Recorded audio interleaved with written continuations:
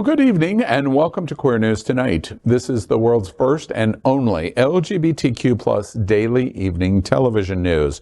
We're broadcasting live and then we're available on demand. And we're available on all smart televisions, including Roku, Apple Television, Android TV, Amazon Fire TV, YouTube, and Facebook. It's time to queer up the news. It's Monday, May 22nd, 2023. We are live and literally out of the closet and into the headlines. So many of your important stories we're going to tell this evening on Queer News Tonight.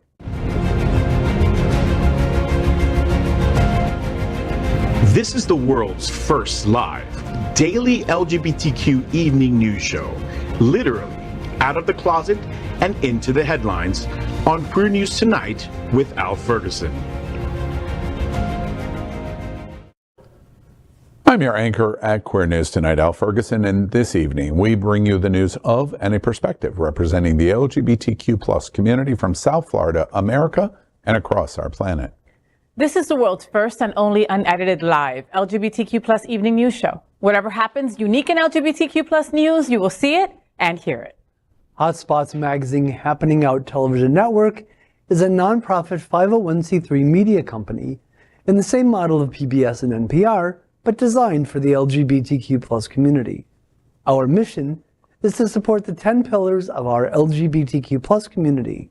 We want to inform and educate the key issues of our Black community, Latino, lesbian, trans, students, youth, seniors, HIV/AIDS, healthcare, business, political advocacy, and faith. Help us support our community. We are part of one of the largest LGBTQ plus media companies in America, HOTspots magazine and Happening Out Television Network. Our magazine is celebrating 38 years of the LGBTQ plus experience, and our television news, talk, and entertainment shows support our mission to educate the LGBTQ plus and broader community. Well, let's begin by welcoming anchor FayWhat.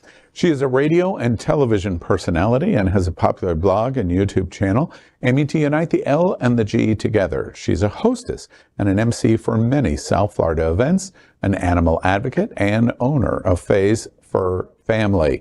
Also, make sure to catch the FayWhat Show, the first LGBTQ plus morning show, Mondays at 9 a.m. Eastern. Online or your smart television.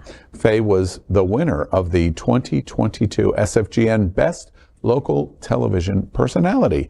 Welcome, Faye. Hi, everyone. So happy to be back here. What did I do this weekend? Well, I had a last-minute cancellation, so I got to do spring cleaning in summer. Cleaned out my whole entire dressing room. So if you're out there and you're a size 8 to a size 14, because I wear all of those sizes and in between, let me know, because I got rid of a lot of stuff. My God, that took me like a whole 12 hours to clean that room. I am messy and I have a lot of clothes. That's all I got to say. All right. That's it. That was my weekend. Let's welcome anchor Gregg Shapiro. He's an inductee into the Chicago LGBT Hall of Fame. Gregg is the author of 9 books. I met you, had only written 5. Wow, we've known each other too long now. All right. Well, he's got a forthcoming book, Refrain in Light, an entertainment journalist whose celebrity interviews and music reviews run in a variety of regional LGBTQ plus and mainstream publications and websites.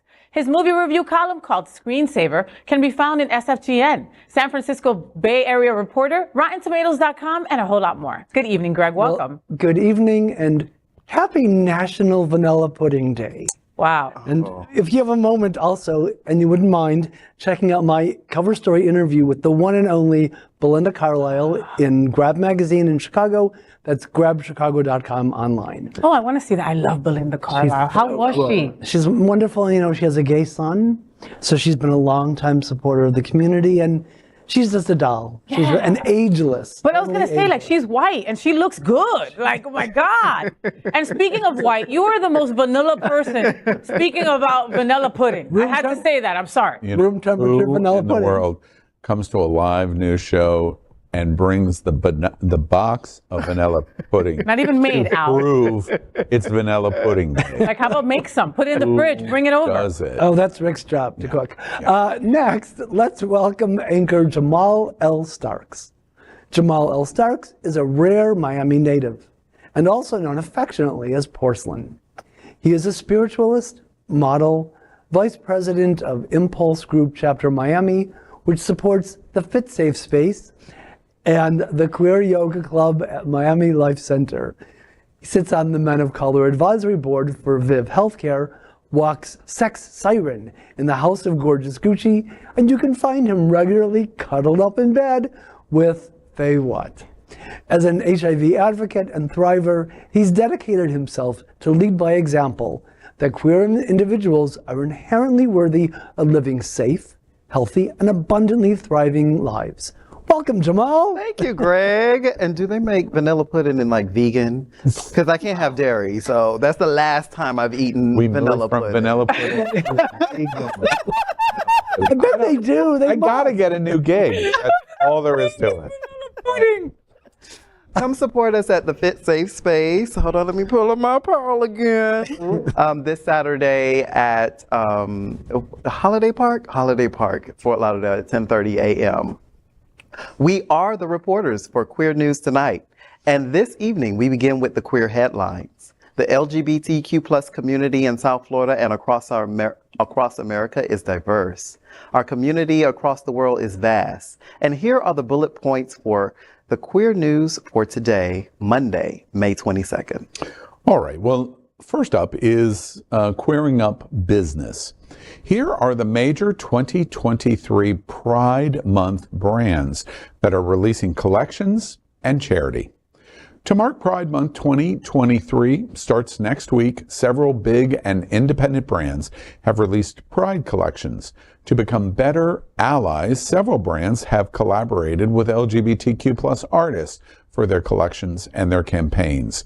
Others have also highlighted exactly how much money they'll be donating to LGBTQ plus charities or what amount of proceeds from the clothing sales will go to charity. Below, we've created a list of brands that are celebrating Pride 2023 and most importantly, where they're donating to. Doc Martens has teamed up with Japanese artist Fuyuki Kanai, who has designed a manga-inspired version of its classic 1460 boot, promoting inclusivity, community, and queer relationships. The company continues its partnership with a $200,000 commitment to the Trevor Project. Target has dropped apparel, accessories, jewelry, homeware, party supplies, and even pet projects and products featuring colorful Pride designs. They've also confirmed a continuation partnership with Gleason, which creates affirming, accessible, and anti-racist spaces for LGBTQ plus students. Adidas has released its Let Love Be Your Legacy collection. Abercrombie & Fitch has released its Proud Year-Round collection, and the company has confirmed a $400,000 donation to the Trevor Project. Apart from the above brands, other brands like Reebok, Kraft Gin Club, American Eagle, Katy Perry Collections, Disney and Star Wars, Apple, and Jean-Paul Gaultier are all launched in Pride collections while supporting the LGBTQ plus cause. Now, I know some in our community go, it's June and it's rainbow capitalism, but I'm one of the voices that never says that, because I remember a day, high school and college, that you would not see a brand embrace the LGBTQ community at all. So far be it for me, all of these years later, a lot of years later from high school and college, that I would criticize any capitalism embracement. It helps our charities, especially organizations like Trevor. So congratulations and bring them on. We're going to hear in the next week all kinds of new announcements. Hopefully not a Burger King top and bottom bun. No, that was a bad one. That was a bad choice. But in general, there can be misses and there can be failures. But in general, this is a really good time for the community. And we've never needed ally business embracement more than I can ever remember in my entire life. One last thing. I'm going to go out on the limb and I'm going to say it and I'm going to defend it for the entire next month. Target for the win. I walked into Target and literally it was breathtaking to me of the commitment, in a big box store, the amount of space you give something to it is king. Target has dedicated its store space to LGBT this Pride Month. The amount of product that they have, but more importantly, the amount of space and imaging and messaging that they're dedicating to our community. Target for the 2023 win. I got to piggyback on that for sure, man. Like, I think it was a couple of years ago, Al, like maybe 2020 or maybe 2021 that we spoke about this. And I think that Target had like that front area. You guys all know, right? Right by where the $2 things are, right? That's where the Pride stuff used to be. It was that one little space. Now it's a whole aisle, folks. Okay. And like Al said, they have stuff for your dogs, stuff for your kids. They have a gingerbread house, a Pride gingerbread house. Okay. And David in production got me this shirt. Live, laugh, lesbian. Yeah. Now, I don't know if I should be upset that he thinks I'm this big. Maybe it's one size fits all. I mean, Gregg could fit in it with me, right? Or another lesbian. Oh! Wait. God, David, I'm so sorry, Poppy. You're doing me a favor. This is a Target product, yes, right? This is Target. Now, can we, is it too soon to say that we don't have to agree with all of the products that are I think it's sweet. Come on, it's cute. But you know who's not going to think it's who's not going to think it's sweet is that guy Eric Schmidt with his scraggly Christian nationalist facial hair and his gay gym arms. He's going to be paying a visit to his local Target. He always shows up at Target and he protests. But the nice thing is that I hope they're prepared for him because he loves to get owned by Target. Yeah. Oh, he must like it. Some people like that stuff. Right. And going back to Doc Martens, okay, I had Doc Martens back in my day, right? My first job in South Beach was a waitress at the 11th Street Diner. Everybody who's ever been down here knows the diner, right? So back then you had to wear the waitress white uniform. And because I had just moved here from New York, I would wear that white uniform with my Doc Martens, right?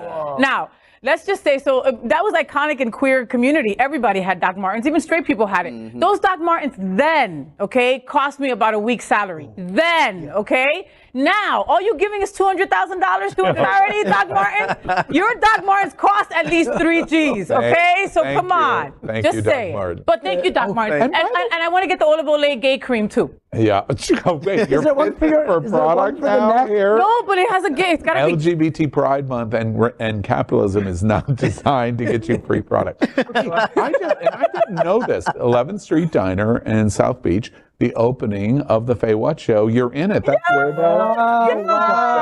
so you were doing that in the first job that you had. Isn't that funny? Full circle. Totally. Make sure you watch that opening. It's a tribute to that girl, Marlo Thomas, and Mary Tyler Moore. And that's the opening of Faye's show. It's great. It's great. Next, let's queer up politics. Wait, before we do, can I say one more time? Target for the win. Target for the win. For the win. Dems heckle gay George Santos after all Republicans vote to protect him. Last week, every House Republican voted to block a vote on a resolution to expel out Representative George Santos. 3 gay Democratic members of Congress introduced the resolution.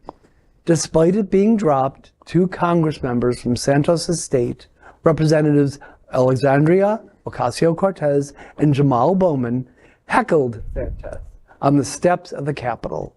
Later, Bowman and Representative Marjorie Taylor Greene argued, and Ocasio-Cortez had to pull Bowman away. Last week, out Representative Robert Garcia, along with lead co-sponsors and out Representatives Becca Balint and Eric Sorensen, introduced a privileged resolution to expel Santos, who has been caught lying about numerous parts of his background and accused of a variety of crimes. Santos still faces 13 federal criminal charges that could get him sent to prison for over a century if convicted. Republicans, though, control the House narrowly, and a vote to expel Santos would require a 2/3 majority, meaning that a substantial number of Republicans would have to support expelling Santos for him to be forced out. And Republicans need his reliably conservative vote in the House because of their 4-seat majority over Democrats. House Speaker Kevin McCarthy said he wants the House Ethics Committee to, quote, move rapidly on this, end quote. A sick queen such as Santos has likely been heckled and bullied all his life. So he's probably developed a thick skin. Or maybe that's just his face. His face. I want to see a battle royal with all of them in it, right? I think AOC is going to take everybody out. I'm sorry. It's going to be like, oh, I'll tag you, Bowman. You got this, right? I don't think they need to introduce anything because if he gets convicted, well, y'all won't have that seat anymore. So that'll take care of that. No, poor Santos. I mean, I can't believe I just said that. No. Oh my God, I said that live on tape. Shit.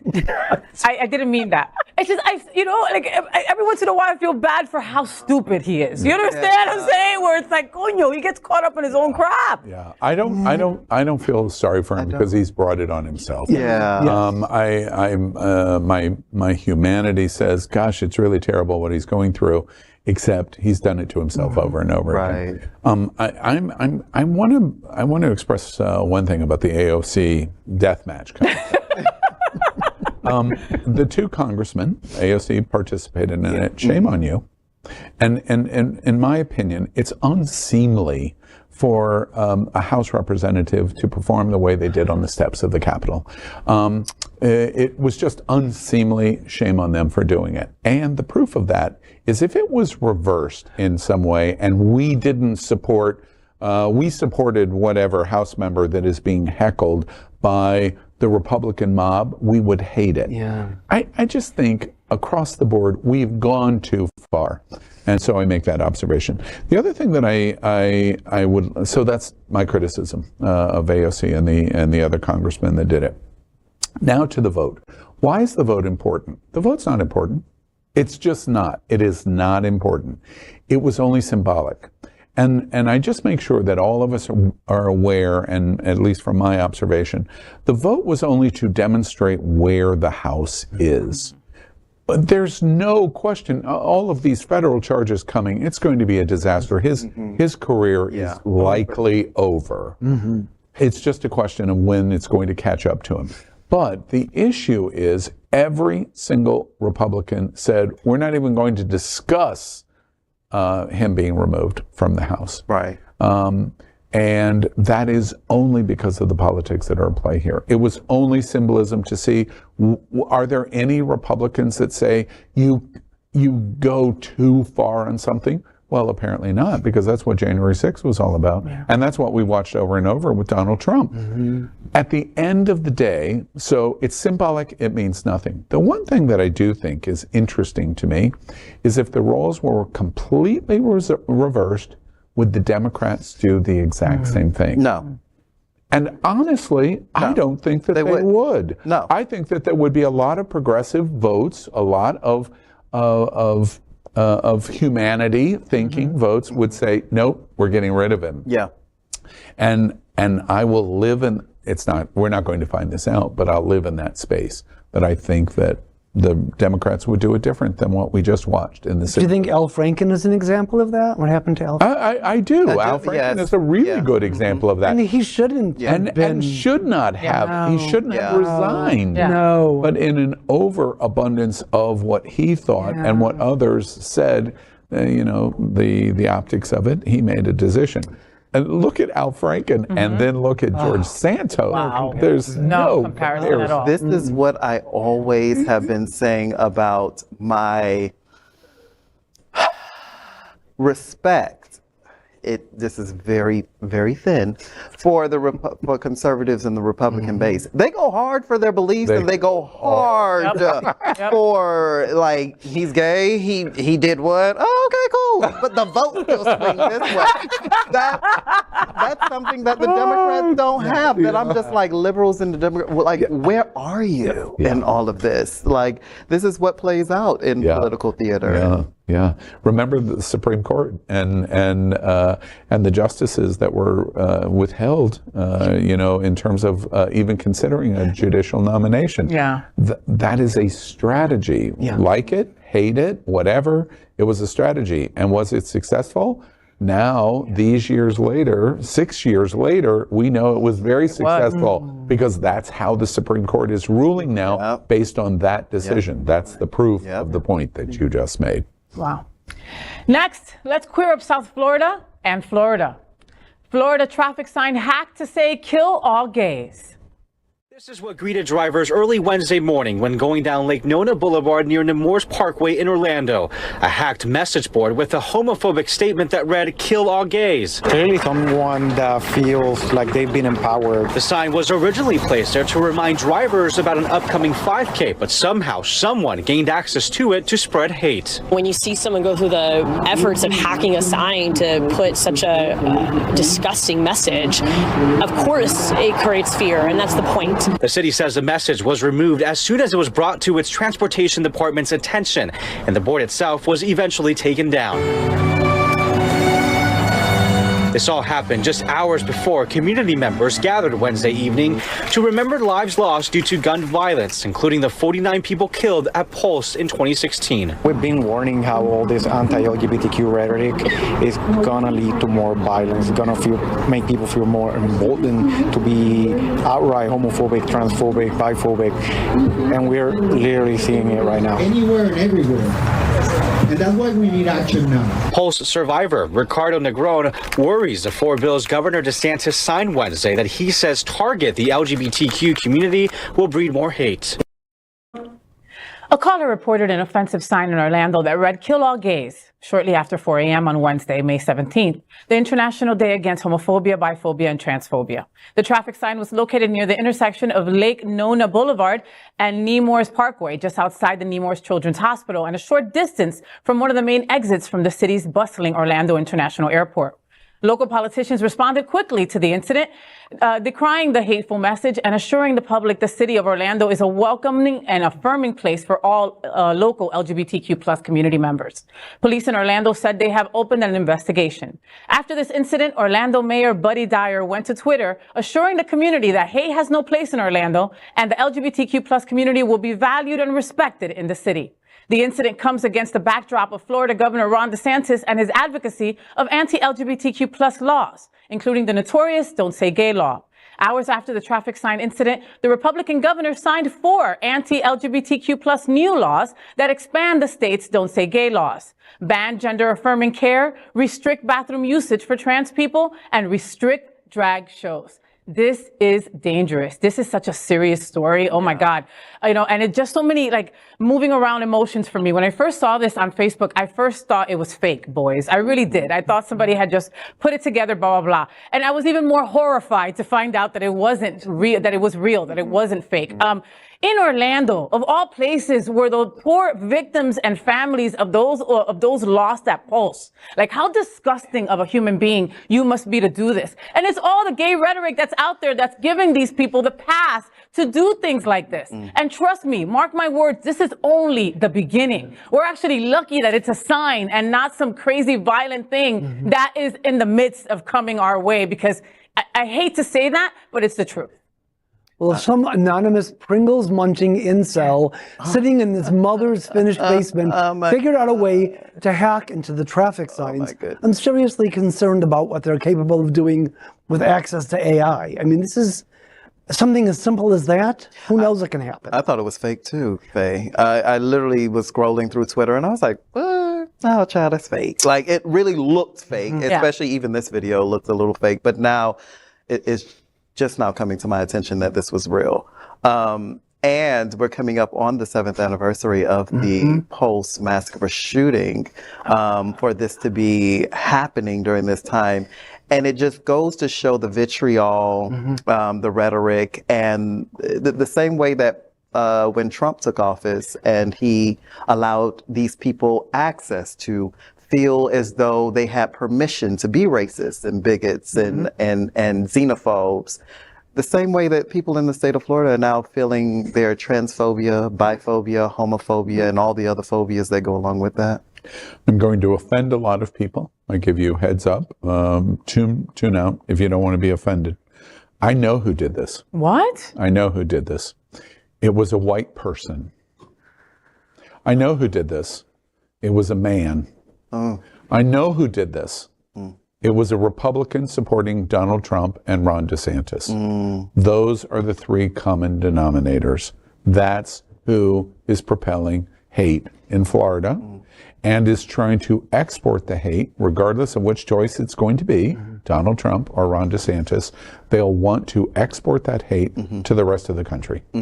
I think you get it right in the first seconds, and I just want to repeat what I think you get right, which is this is dangerous.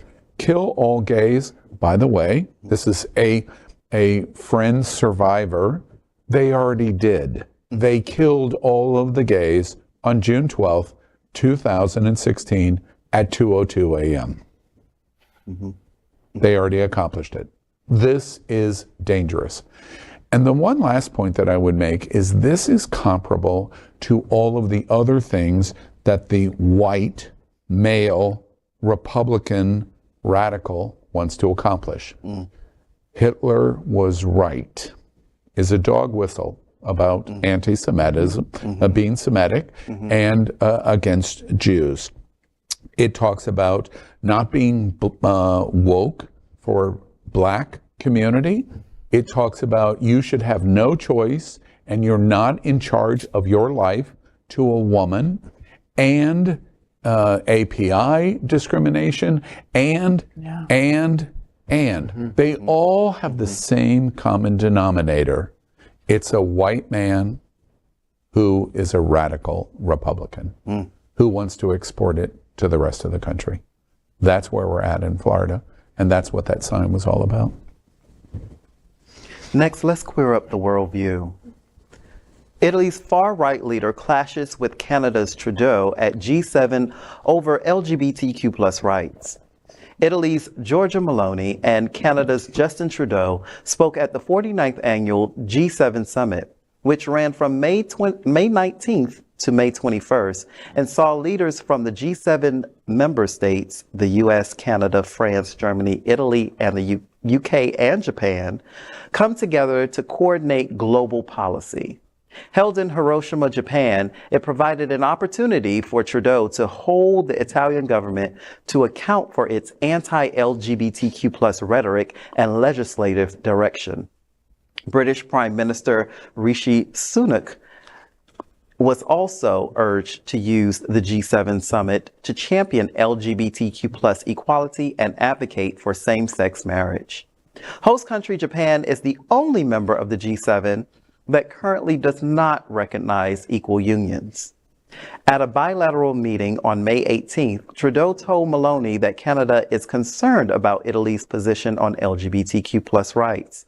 A summary of Trudeau and Meloni's meeting, provided by Canada's Prime Ministerial Office, states that the leaders exchanged views on the importance of protecting and defending human rights, including the rights of LGBTQ+ people, and Prime Minister Meloni responded by saying her government is following court decisions. However, before leaving Japan, Meloni spoke to reporters about Trudeau holding her to account on LGBTQ+ rights and accused him of being the victim of fake news. Meloni said that Trudeau was a bit rash in his comments. See, this is my boyfriend. And he's a hottie. I think we were on Happening Out when I said, you know, Trudeau is one of those that is standing up for us, shining brightly. And even as I cuddle up in bed with Faye, we have been talking about... you wish you were cuddling up. I wish I was cuddling up with Trudeau. Right. We have been talking about how we are in desperate need of these celebrity and now governmental allies to shine brightly, especially during these times in society. It really sucks what's happening with Italy. I'm so glad we went before all this shit went down, Al. Oh my God, because the fascism is real, man. It's just nuts. You know, there used to be this show. I want everybody to fight these days. I don't know what's going on. There was this show, I think it was on MTV, that it was like clay figures. They would make clay figures of the people, right? Yeah. We need to bring that shit back, right? And so one it being Bowman and Santos, and then the other one being Trudeau and Meloni. I think we need to do that. I haven't thought of that show in years. See, I keep hoping... It was good. great show. I keep hoping that Donatella Versace will challenge Giorgia Meloni to a street fight and then kick her ass. It's also obvious that Meloni and DeSantis are descended from the same inbred and tangled southern Italy family tree. It's kind of like the Charlize Theron and Megyn Kelly. Bring it, bitch. Let's do this. One of the things that you should consider in this story, first off, besides for gay men in America, Trudeau being a thirst trap, his hot. we thank you for being the object of our affection, and we mean it affectionately. And some women questioning their sexuality. Yes, no, he's definitely straight, and we love that he's... No, questioning my sexuality. I like him. Sorry. Right. I wasn't quick enough there. So we thank him for his support of LGBT. One of the things that's interesting to me about Italy is you get a clue in the G7 in the summit of the conversation. Japan is the only country that really is not very good on LGBT rights. Now, there's some improvement. They've been making some progress. The Prime Minister has been more vocal in recent months. But at the end of the day, it's Japan, not Italy, that is problematic. All of the European countries, and you have to be in the European Union, Italy has no choice, period. The issue is decided. And Italy can't be Hungary because they may throw Hungary out, or Poland, they have no choice. What's interesting to me is Italy, when you say fascist, there's a growing Mussolini kind of tendency growing in Italy. The natural stopgap will be the European Union, because at some point, this fascist mentality will get to a certain point, and then the Union is going to say, enough, and squash it. That's what's coming for Italy, including this woman. The other thing that is interesting to me is one of the things that you see in Italy, the only thing that has kept, and there's great LGBT rights in Italy, great embracement of LGBT rights. The only thing that's held Italy back is evangelicals. And who is the evangelical force in Italy? The Pope and the Vatican, the Church. So that's what's going on there. But at the end of the day, the Church does not have the power that the Liberty University crowd has in the United States. The other thing that I think is really interesting is I don't know what it is about the crazy fascists, but boy, once they learn a phrase, they're loyal and loyal and loyal. And when you hear her say that the Prime Minister of Canada is a victim of fake news, that's all you have to hear of going, there's the fascist dog whistle. She drank the Kool-Aid. She drank the Kool-Aid, and the Kool-Aid was served to her by a fascist that tried to attack the Capitol on January 6th of the United States. On the same frequency. On the same frequency. I was going to say page. A little older fashioned than Jamaal, but we're talking the same language. Yeah, she put the freak back into frequency. Yes, exactly. So now we're going to queer up drag culture. Boston Danvers anti-drag protesters drowned out by a wall of love. The Danvers Town Library was anything but quiet as hundreds of LGBTQ supporters turned out in noisy approval of a makeup class hosted by a drag queen. If you're not into it, just don't go. There's no reason to deny it for somebody who wants to go to the class. The event is part of the library's renewed effort to be a welcoming spot for teens, all teens. And the advertising for it was whether it's makeup for Pride or for prom, you can learn something. Who knows makeup better than a drag queen, right? But she expected pushback, and there was some, although dialogue that erupted on Facebook was largely favorable. Only a handful of protesters showed up. I just don't find it extremely appropriate for children. Among them, Jillian McCarthy, a Danvers mother with kids in the local schools, who believes a drag queen-led makeup session is closer to indoctrination than education. They're innocent and they don't really know what to think yet. I think that that's a problem when you're kind of shoving it down people's throats, and it's not just here. When the Peabody Institute Library in Danvers first announced its May 10th Drag Makeup for Teens program, with drag artist Ms. Diamond Wigfall, the library received several emails and messages pushing back on the event. Days later, the 2-hour-long, 18-person educational makeup program had transformed into a battleground for 2 sets of protesters. By 5:30 p.m., around a dozen or so protesters had arrived outside the library to speak out against the event. Hundreds showed up in support of it. Library director Noel Bach told Boston.com the makeup lesson did not include anyone in drag. Rather, the program was taught by the Salem-based Wigfall, who showed roughly 20 teenagers how to apply theatrical makeup. While most of the responses the library received were in support of the event, some comments on social media and emails called for people to arrive at the library to protest the event. As anti-drag messages increased, other organizations and individuals independent of the library, like the North Shore LGBT Social Network, began the process of planning a counter-protest. On the day of the program, supporters arrived on the street outside the library in rainbow attire with makeup and signs.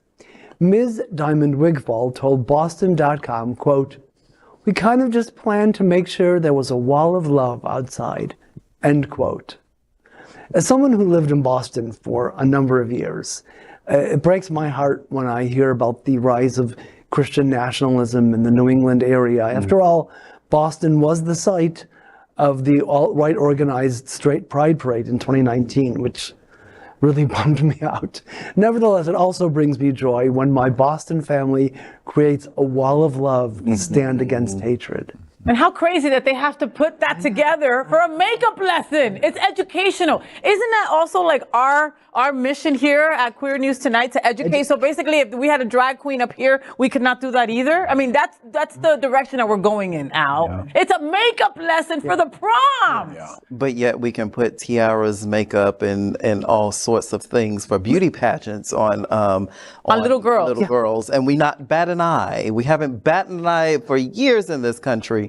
But yet when someone shows up not in drag to teach theatrical makeup, because drag is theater, it comes from theater. When people don't know the history, or people are not educated or not culturally educated, then you get this type of ignorance. The Globe Theater in Shakespeare was drag. It was completely drag. And by the way, you know, a thing flashed back in my head that I hadn't thought about a long time ago. 20 plus years ago, JonBenet Ramsey disappears, murdered. How she was made up was she could compete in RuPaul's Drag Race. Yeah, I mean, she could. Yeah. You know, one of the things when I heard this story, to the Queen that was in this, good for you for standing strong and being professional. I appreciated that. When you hear that there's going to be a drag makeup class in a library outside of Boston in Danvers, Massachusetts, to everyone in America that is not a fascist or a neo-Christian, whatever you're going to call it. I have faith, but not that. It's why we love Massachusetts. Seriously, it's like, wait, in a library? Because here's the issue. In Florida, this story is impossible. Impossible, with a capital I. Because while you're doing this, and you have the Wall of Love in Boston Danvers Library, in Florida, our libraries are not going to be satisfied until they've banned all of the books but the Bible. We're going to have libraries that have nothing left but the Bible. You come to the library to read the Bible, because it'll be the only remaining. That might even get banned. So, congratulations to Danvers. I used to roll blunts with the papers of a Bible. Me too. Bravo. Okay, that's all I have to say about that. All right. Me too. Next, we are proud of our special partnership with Sunshine Cathedral, the world's largest queer church right here in Fort Lauderdale. Supporting that partnership, we're broadcasting from our permanent set here at Sunshine Cathedral at the Happening Out television studios. We broadcast Sunshine Cathedral Sunday International Service at 10:30 a.m. Faye, you too. Right into the sunshine. Right into the sunshine. So great. Thank you.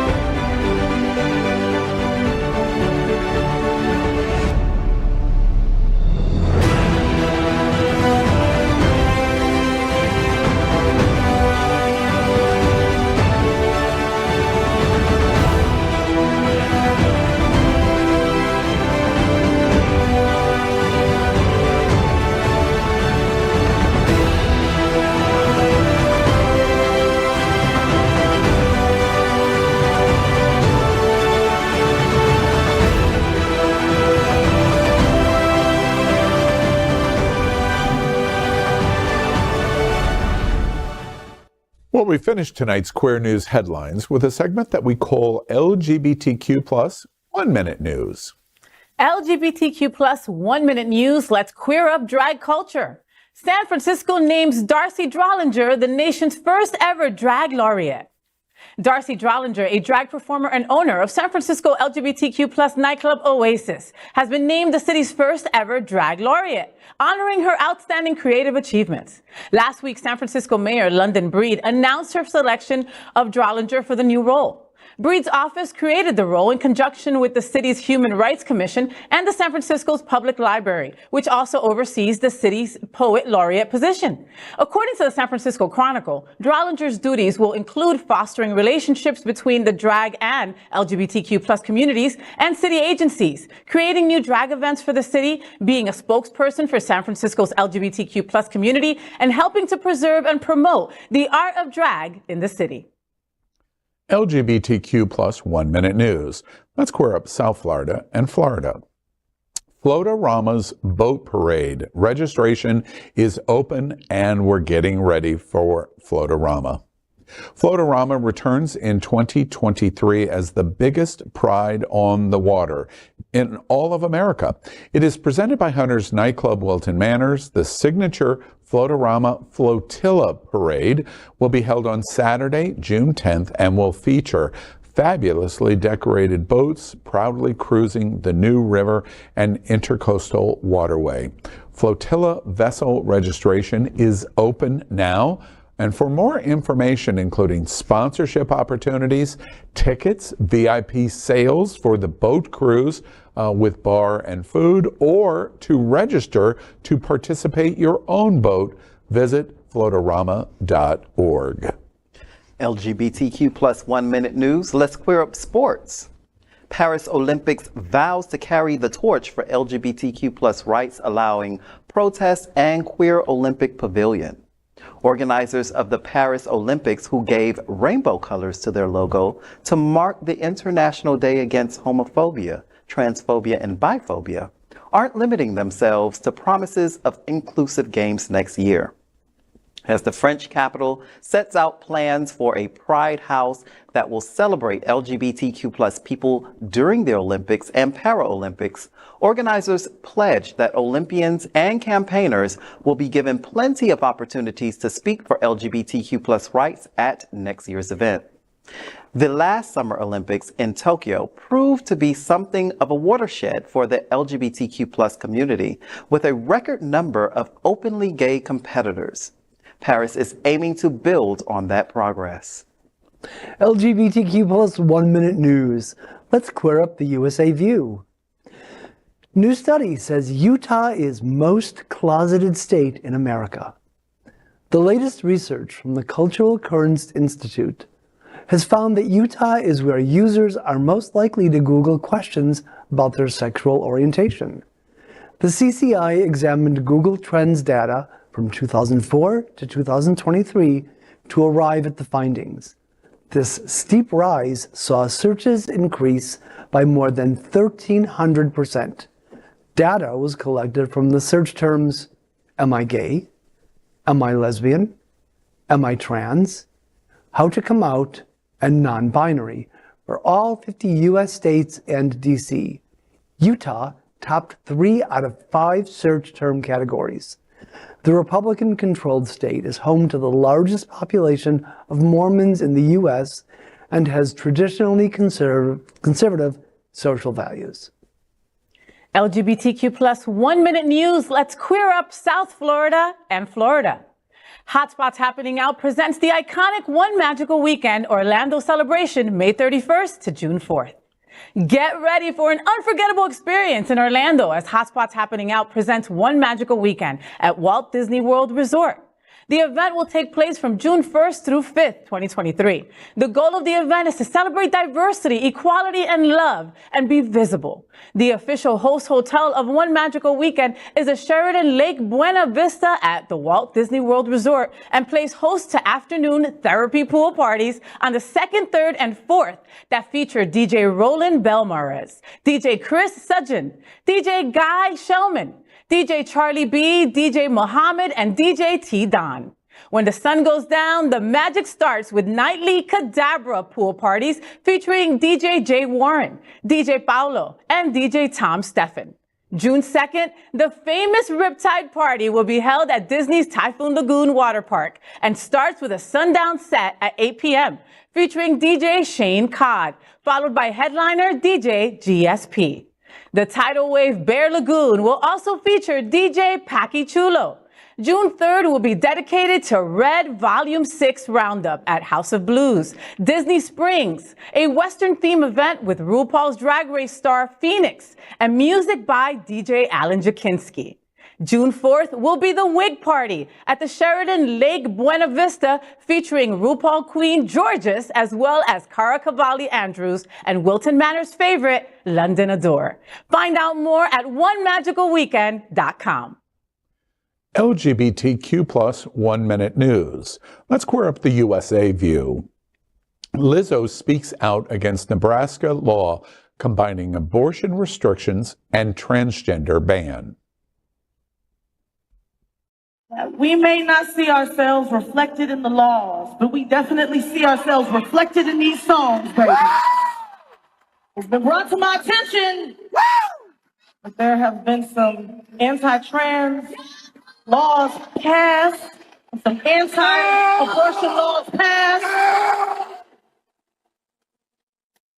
And anybody who comes to a Lizzo show should know that I am for people to have the right to health care, reproductive and gender affirming. The right.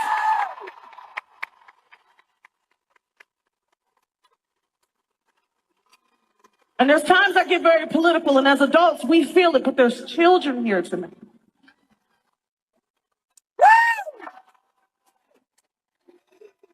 And it really breaks my heart that there are young people growing up in a world that doesn't protect them.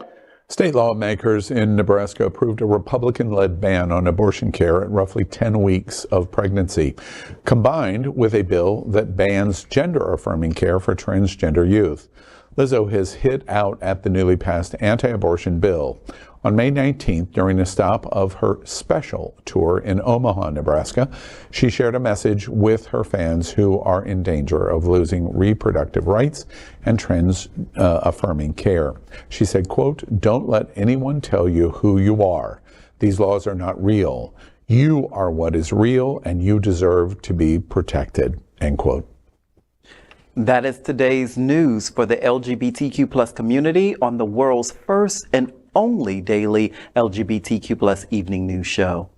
If our community is important to you, share this news with your friends and family.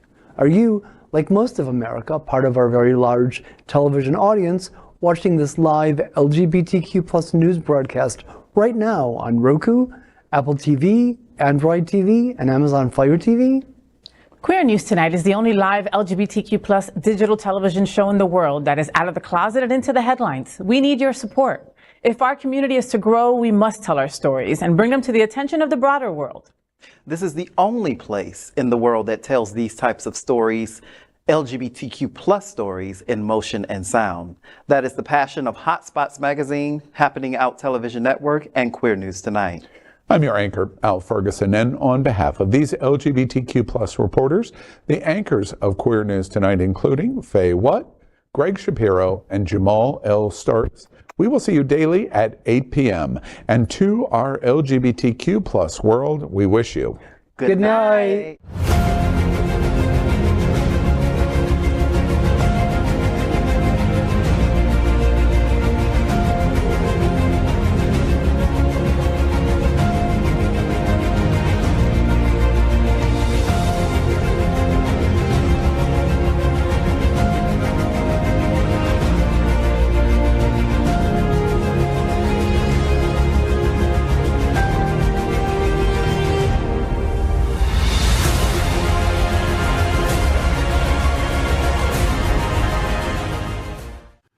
LGBTQ plus news is vital for our community and for the broader world as a whole. We have enough enemies at Fox News. Tucker, Sean, and Laura are loud. We need passionate allies. Happening Out television network, Queer News Tonight, and It's Happening Out are literally out of the closet and into the headlines. Our community needs your support. Like this broadcast and subscribe now to ensure the growth of the entire LGBTQ